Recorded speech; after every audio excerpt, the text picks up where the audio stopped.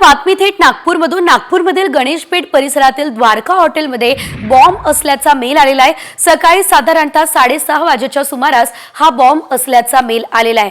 तर यावेळेस आपण बघू शकतोय हॉटेल मॅनेजरला बॉम्ब ठेवला असून 9:30ला बॉम्बस्फोट असल्याचा हा मेल होता. अग्निशामक दल, पोलीस आणि बॉम्ब शोधक पथक घटनास्थळी दाखल झालं. पोलिसांकडून बॉम्बचा शोध सुरू आहे. हॉटेलमधील स्टाफ, गेस्ट यांना सुरक्षिततेच्यासाठी बाहेर काढलेले आहे. तर यावेळेस जर आपण बघितलं तर वरिष्ठ पोलीस अधिकारी हॉटेल परिसरामध्ये दाखल झालेले आहेत आणि अजून हॉटेलमध्ये काही मिळालेलं नाहीये. अफवा आहे की सत्यता आहे हे थोड्या वेळामध्ये स्पष्ट होणार आहे. मात्र या ठिकाणी नागरिकांमध्ये भीतीचं वातावरण आहे.